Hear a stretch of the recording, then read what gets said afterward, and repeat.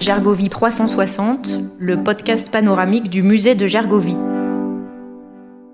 Bonjour et bienvenue sur Gergovie 360, le podcast panoramique du musée archéologique de la bataille de Gergovie.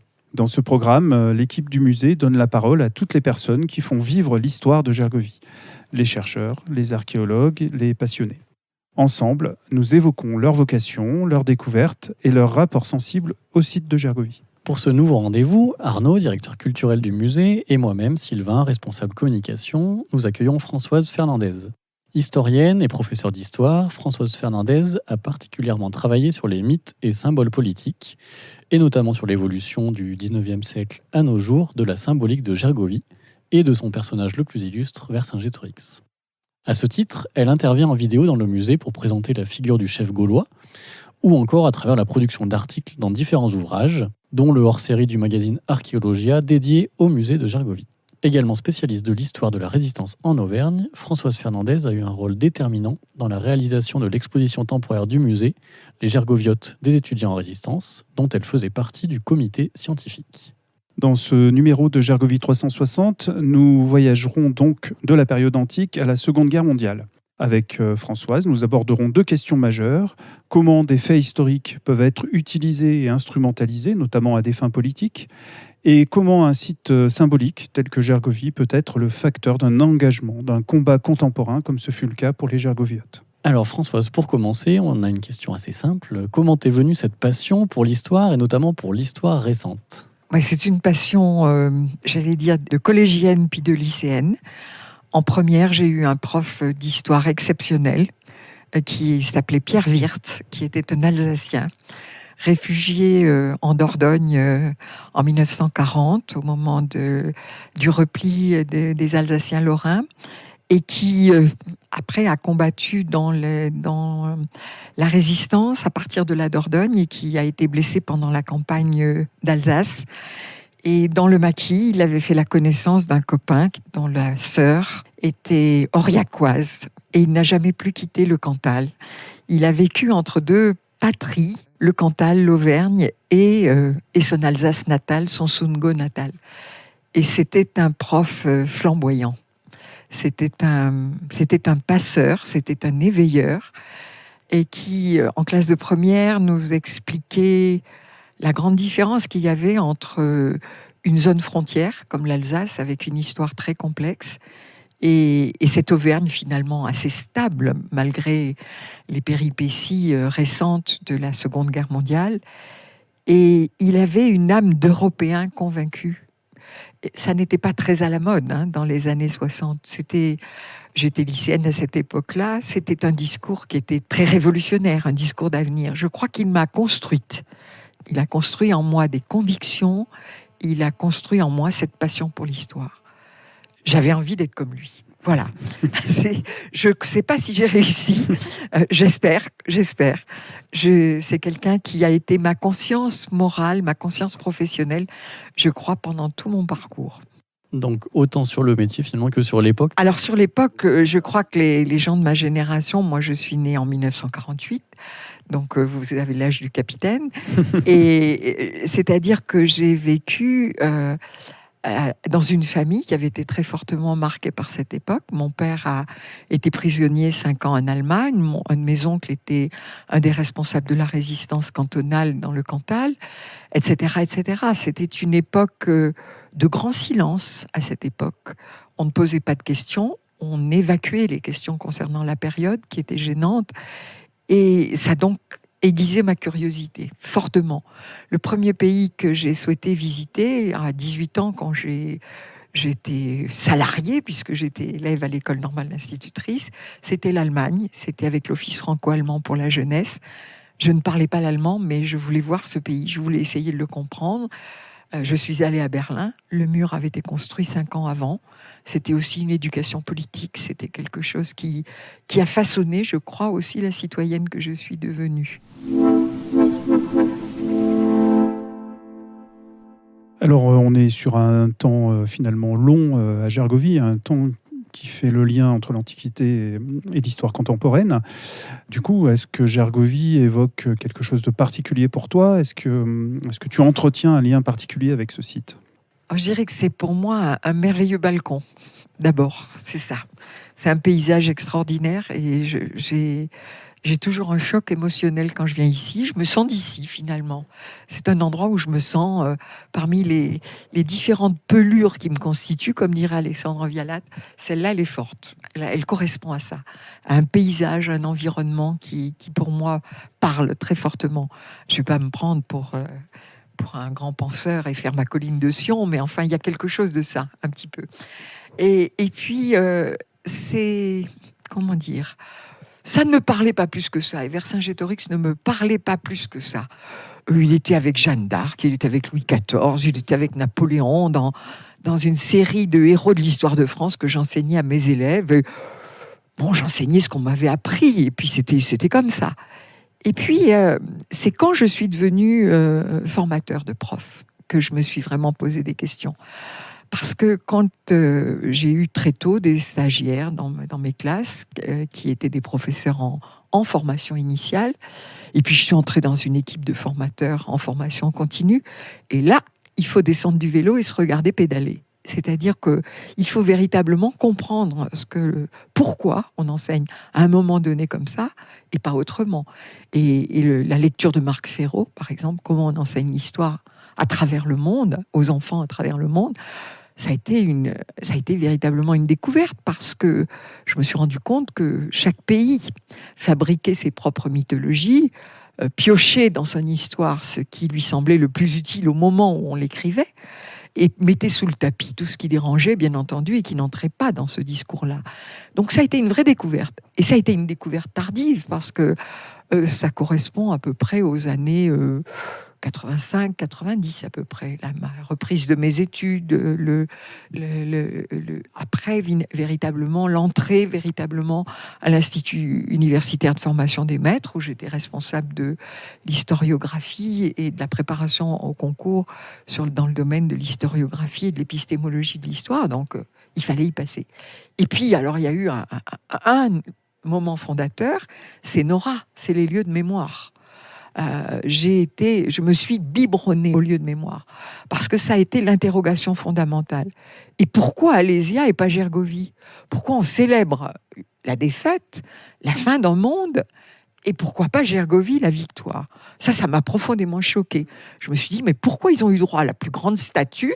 Pourquoi ils ont piqué notre Gaulois à nous là-haut ? Et pourquoi on ne parle pas de Gergovie, la victoire ?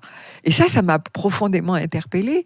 Et c'est là où, finalement, j'ai essayé de comprendre comment cette construction de l'histoire de France autour du Gaulois correspondait véritablement à un projet civique, un projet républicain de la Troisième République, comment il fallait trouver le contrepoint à Clovis. Et le contrepoint à Clovis, c'était, on a enseigné aux enfants, avec l'instituteur national Lavis et ses collaborateurs, que Vercingétorix était notre premier héros national, avec finalement une énormité historique, parce que l'idée même de nation n'existait pas à ce moment-là. Alors, au début du XXe siècle, 2 monuments liés à l'histoire de Gergovie sont érigés dans la région. Donc l'un qui est sur la place de Jaude, donc la statue équestre de Vercingétorix, et l'autre sur le plateau même, avec le monument érigé par Teilhard. Alors, que nous disent ces 2 images finalement de Gergovie et du chef gaulois dans la société à ce moment-là ? Alors, dans la société à ce moment-là, je crois que le monument de Gergovie, qui est le premier, chronologiquement à être érigé, c'est un cénotaphe, c'est-à-dire c'est un monument à la gloire d'un héros mort qui n'est pas là, puisqu'il n'y a pas de corps il n'y a pas de corps qui est posé sous ce monument. Mais par contre, l'intention, me semble-t-il, à ce moment-là justement, c'est rendre hommage sur le plateau à celui qui a été ce grand héros qui a gagné la bataille de Gergovie, et puis qui a été traité d'une manière assez ignominieuse par César, qui n'a pas respecté le vaincu, puisqu'il a quand même attendu 5 ans et son triomphe à Rome pour le faire égorger. Donc je crois que c'est ça. C'est l'hommage du grand héros mort. Et c'est un monument aux morts dans sa geste. Et ce qu'on lui met au sommet, finalement, puisqu'on ne peut pas mettre un visage, on met un casque gaulois tel qu'on imagine à cette époque ce qu'est le casque gaulois, c'est-à-dire avec les ailettes. Voilà, les fameuses ailettes qu'on va retrouver sur le paquet de gauloises et que l'on va retrouver avec des dispositions très variables suivant les images publicitaires, par exemple, dans lesquelles on va les utiliser. Alors que le monument de la place de Jaude, c'est l'incarnation. C'est-à-dire, c'est pas forcément Vercingétorix, mais c'est l'incarnation du Gaulois encore, représenté avec tout un équipement hétéroclite tel qu'on l'imagine à la même époque, avec les mêmes sources que ceux qui ont fait le monument de Gergovie. Mais c'est un monument en mouvement, c'est-à-dire c'est véritablement le monument de l'action. Et il est porteur, c'est d'ailleurs de bout en bout, c'est le monument de l'action et de la résistance, parce que Bartholdi, qu'il a réalisé en 1870, c'est quand même assez extraordinaire. Comme Chatrousse en 1870 a érigé un monument dans lequel Jeanne d'Arc et Vercingétorix se serrent la main. Ce monument extraordinaire qui est dans cette sculpture extraordinaire qui est dans le musée Roger Quillot et qui était pour moi un passage obligé pour les étudiants en formation, c'était peut-on faire de l'histoire avec des œuvres d'art ? Et quand ils tombaient là-dessus, on se heurtait à un roc massif pour enseigner l'histoire à des élèves de 6e, dans une confusion totale des chronologies. Donc voilà, ce monument, c'est celui du mouvement, c'est celui de l'action, c'est le cavalier qui part à la guerre. C'est le cavalier qui part au combat, non seulement qui part au combat, mais qui écrase le Gaulois qui est dessous, qu'on ne voit pas quand on est sur la place de Jaude, mais qu'on voit très bien quand on voit le Romain, qui est sous le cheval, qui est piétiné par le cheval, et que l'on voit très bien quand on voit la maquette au musée Roger Quillot. Et ce Gaulois vivant, il est vivant tout le temps. L'équipe du Clermont Foot y accroche ses symboles. L'ASM, quand elle gagne, c'est plus rare, les accroche aussi. Mais au moment des manifestations de la CGT contre les retraites, il est drapé des emblèmes de la CGT. Il est polysémique. Il est polysémique. Mais il est, à l'époque où il est construit, il est synonyme d'action et de modernité. Il est transporté de la fonderie proche de Paris à Clermont-Ferrand, patronné par Michelin. Il est transporté sur un véhicule qui n'est pas un véhicule hippomobile, mais un véhicule automobile qui fait la une de l'illustration. Il est accueilli dans les villes où il va. Tout le monde veut se faire photographier devant. C'est un grand événement. L'Automobile Club d'Auvergne se crée à peu près à cette époque-là. Le Tour de France se crée dans cette mouvance-là. C'est-à-dire, on est vraiment dans la modernité de cette époque. Et Vercingétorix, lifté, avec les connaissances de l'époque que l'on a, devient un héros de ce mouvement et de cette statuomania républicaine qui s'est développée sous la Troisième République.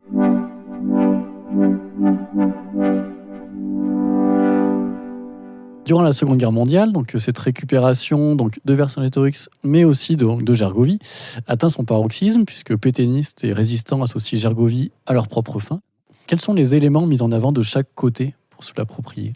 On va peut-être commencer par le régime de Pétain, parce que y a un personnage dont on a oublié justement qu'il était le symbole de la complexité de cette époque, c'est le maréchal de Lattre de Tassigny, qui à l'époque n'est que le général de Lattre de Tassigny, qui est un loyaliste. Le Parlement réuni à Vichy le 10 juillet 1940 a voté les pleins pouvoirs au maréchal Pétain pour l'installation d'un nouveau régime lié à la défaite, à la crise sans nom qui s'est abattue sur la France en quelques semaines. Le général de Lattre de Tassigny est loyaliste. L'autorité reconnue, c'est celle du maréchal Pétain.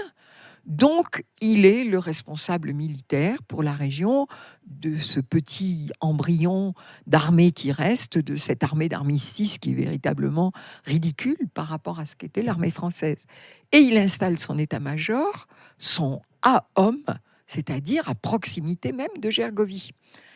Et lorsque les professeurs de l'université de Strasbourg et les étudiants qui ne veulent pas et qui ne peuvent pas idéologiquement, patriotiquement, réintégrer Strasbourg et se retrouver dans une université nazie, telle qu'elle vient d'être instituée à Strasbourg, décide de faire un chantier de fouilles, parce qu'il faut bien occuper ces jeunes gens, parce qu'il faut recréer une famille spirituelle autour de ces jeunes gens qui sont coupés de leur famille, de leur terre, et qui sont profondément patriotes, et qui ont été nourris, justement, ces jeunes gens de 20 ans, ils ont été nourris par la vis, à l'école primaire, au collège, au lycée. C'est la collection dans laquelle ils ont étudié l'histoire. Et ils viennent ici à Gergovie. Et ils participent scientifiquement à un chantier de fouilles.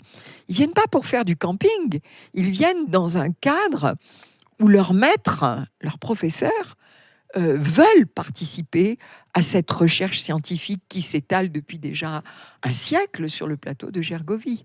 Ils veulent être des acteurs de la connaissance du plateau. Et tout de suite, Delattre va se mettre en quelque sorte à leur disposition. Parce que ces jeunes gens qui pratiquent une sorte de scoutisme actif correspondent complètement à l'idée que Delattre se fait de la régénération, en quelque sorte, de la jeunesse française. Il est raccord avec travail, famille, patrie. Il est raccord avec ça.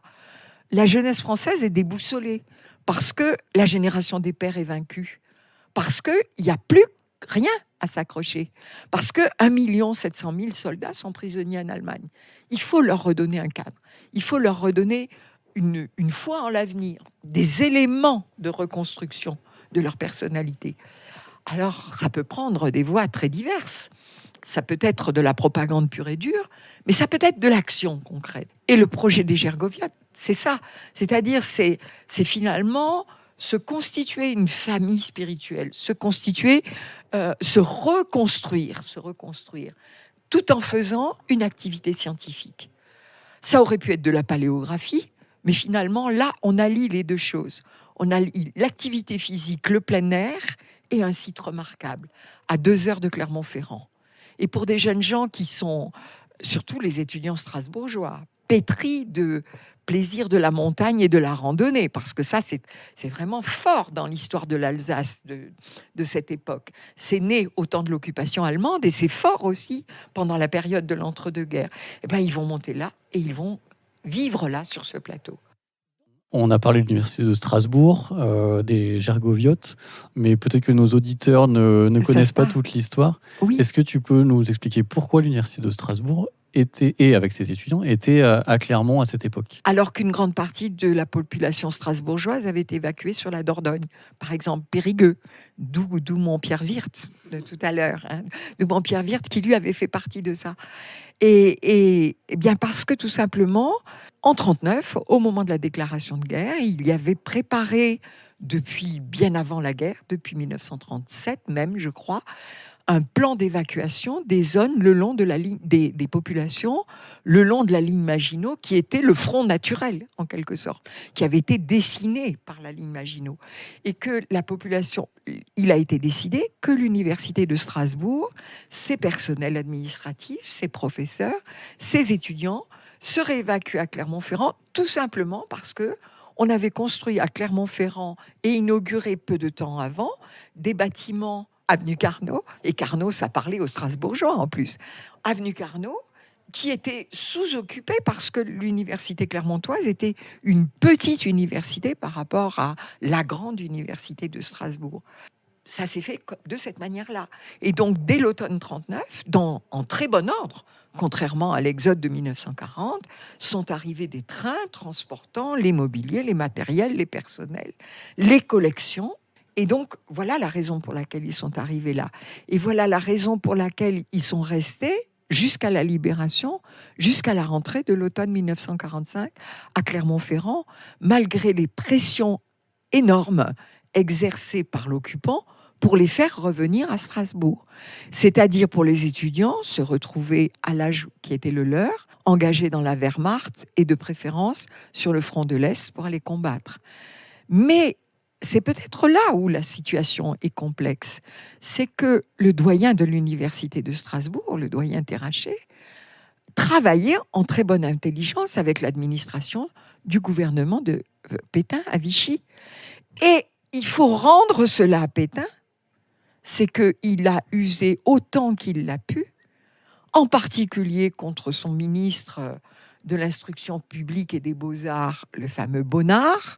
Il a usé de toute sa force d'inertie pour empêcher que l'université de Strasbourg ne reparte manu militari à Strasbourg.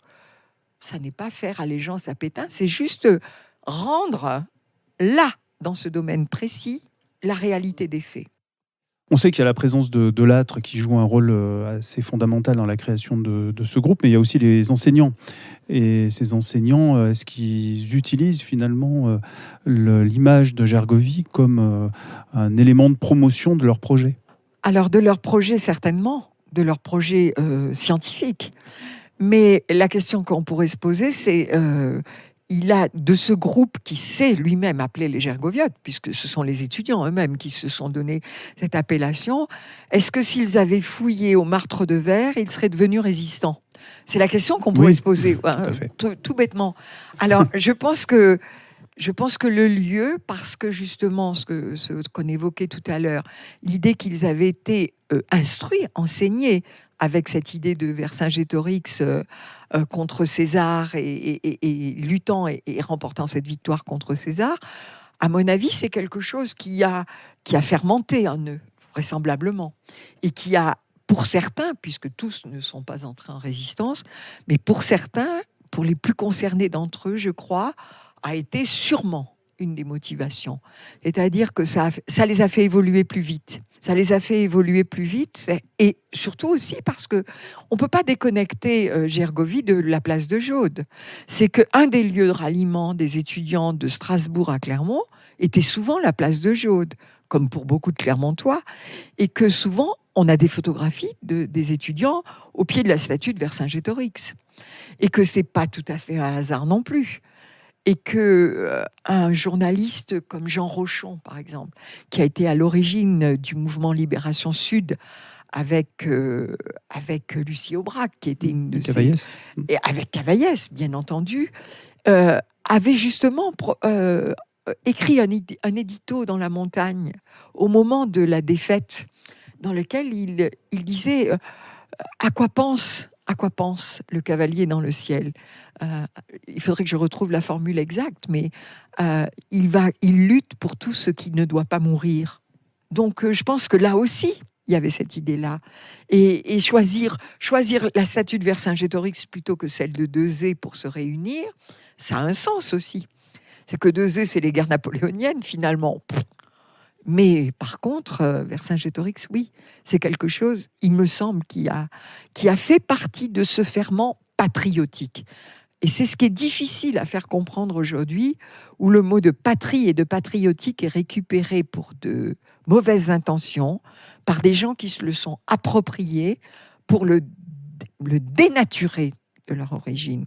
Le mot patriotique, je dis que je suis une patriote, au sens où je me reconnais.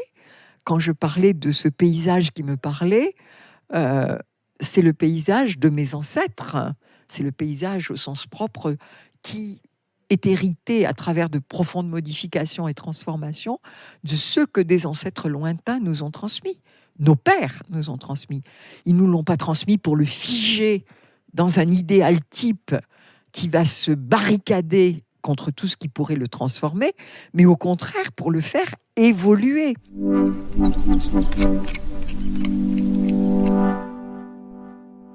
Alors on va presque finir avec une question rituelle du podcast qui est donc, est-ce que parmi les objets qui sont exposés ici dans le musée de Gergovie, il y en a un particulièrement que tu apprécies ou qui est le plus symbolique peut-être pour toi justement ? Alors c'est le squelette des chevaux. C'est le squelette des chevaux parce que ça cette découverte archéologique récente, finalement, dans le marais de Gergovie, c'est quelque chose qui a interpellé d'une manière extrêmement forte les scientifiques, les archéologues. Et puis, ça n'est pas la main de l'homme comme les vases, par exemple, qui sont exposés. Mais c'est quelque chose qui nous parle. Pour moi, c'est le cheval de la place de Jaude. C'est que ma tendresse va vers ce cheval qui caracole. Qui est tellement fort dans ce ciel, qui s'identifie pour moi tellement à ce que représente cette ville, cette région, que c'est le clin d'œil. C'est le clin d'œil à travers le temps. C'est presque miraculeux de retrouver des squelettes de cette nature. Alors peut-être que vous êtes déçus, que vous auriez préféré que je vous parle d'une monnaie ou d'un vase ou je ne sais quoi. Mais pour moi, chaque fois, je m'arrête devant la vitrine, j'ai un temps d'arrêt et c'est un temps d'arrêt qui m'émeut. Comme je me suis arrêtée devant la vitrine et incapable de regarder autre chose après que ce tableau que vous avez trouvé du hall de l'université, qui a été peint par ce peintre dont la fille était arrêtée pendant la rafle. Et ça fait partie des choses qui touchent au plus profond. Il faut faire attention à l'émotion, hein, mais ces deux choses-là me touchent très profondément. Justement, alors c'est une question un petit peu bonus que je vais rajouter, mais justement, donc tu parles d'émotion et tu travailles sur une période qui est quand même proche de nous. Comment toi tu as réussi à justement gérer tes émotions quand tu prenais des témoignages qui étaient un peu de tous bords par rapport à cette période, en ayant justement un lien fort avec cette histoire de résistance? Parfois très mal. Très mal au point que mon mari avait l'impression parfois qu'il y avait le SD à côté du lit dans la chambre, au sens où j'ai pu cauchemarder, j'ai pu avoir des moments, en particulier quand j'interviewais des témoins et en particulier des femmes qui avaient été arrêtées, qui avaient été interrogées et autres. J'ai eu des moments très compliqués parce que il y avait un phénomène d'identification générationnelle. Quand une femme vous explique que 5 membres de sa famille sont arrêtés, dont le plus jeune de ses fils, et qu'elle est interrogée en la présence du plus jeune de ses fils, là, vous vous dites que vous êtes face à quelque chose qui est une interrogation qui va vous accompagner très longtemps. Bon. Quand une autre vous raconte que son mari ne lui donnait pas le choix, elle avait 4 enfants et il cachait des armes dans la maison, même le jour où il a été arrêté, et qu'elle a eu le contrôle de faire tomber les vêtements sur une berthe, un engin qu'on utilise pour les vendanges, dans lequel il y avait des armes qui n'ont pas été trouvées. Là, vous êtes aussi face à des choses qui sont... Puis alors, les témoignages des déportés, ça a été quelque chose de... J'ai participé à un colloque à Paris sur les déportés, auquel participait Marie-Claude Vaillant-Couturier, entre autres, Geneviève de Gaulle, Germaine Tillon, Anicet Postel-Vinet, enfin des femmes d'une stature, la sœur de Simone Veil, qui à l'époque n'était pas la sœur de Simone Veil. Elle était pour elle-même. J'en oublie son nom, même aujourd'hui, ça me perturbe profondément parce qu'elle a été évacuée alors que c'était une personnalité rayonnante. Et ces femmes à qui on disait, mais comment nous, profs, on peut parler à nos élèves de ce qui vous est arrivé? Comment on peut vous inviter dans les classes? Comment on peut avoir le culot de vous faire revivre ce que vous avez vécu? Parce que ça se voyait dans les yeux de certaines, et qui nous ont fait une leçon de civisme dans les règles de l'art en nous disant, mais dites donc, jeunes gens, vous vivez en paix, vous êtes bien au chaud, alors vous allez prendre sur vous, hein, parce que vous n'allez pas nous la jouer pleureuse. Hein. Et puis elles nous l'ont dit avec une certaine brutalité. Donc vous voyez, là aussi, ça a été...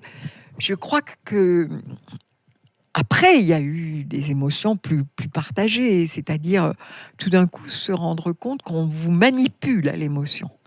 Et ça, c'est très dérangeant. Alors aujourd'hui, avec l'âge, je fais mon mea culpa. Mais sur le moment, je me suis sans doute fait manipuler par des émotions, par des témoignages. C'est quelque chose de très compliqué. C'est quelque chose de très compliqué, mais en même temps, quand vous avez de l'empathie pour les gens, quand vous n'avez pas peur de l'autre, c'est quelque chose qui vous construit. C'est quelque chose qui vous aide dans votre vie quotidienne à être ce que vous êtes, ce que vous essayez d'être. C'est-à-dire pas avoir peur d'exprimer son opinion, de savoir que cette opinion est discutable et que vous devez en discuter calmement, scientifiquement, avec des preuves. Que vous n'avez pas à vous transformer en Jeanne d'Arc avec une bannière, mais que vous devez au contraire amener la discussion. J'ai toujours présent à l'esprit cette phrase de Marc Bloch.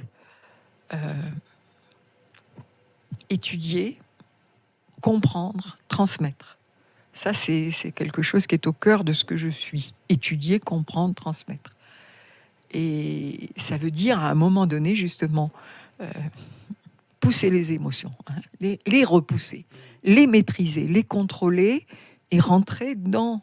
Mais à certains moments aussi se servir de l'émotion. Parce que c'est parce que vous avez appris aussi à les contrôler que vous pouvez vous en servir parfois pour faire passer des choses. Que vous allez aller chercher un exemple, un témoignage qui justement vous avez ébranlé et que c'est la réalité de ce témoignage qui vous permet de faire passer quelque chose qui ne passerait pas dans le discours froid du discours historique. Merci Françoise, et merci à vous d'avoir suivi ce nouveau rendez-vous de Gergovie 360, le podcast panoramique du musée de Gergovie. En attendant le prochain épisode, n'hésitez pas à liker, commenter ou partager ce numéro avec vos amis, et bien sûr, abonnez-vous à notre série. Et pour suivre nos actualités, connectez-vous sur musée-gergovie.fr et sur nos réseaux sociaux. Et merci beaucoup Françoise, et à très bientôt. Merci à vous.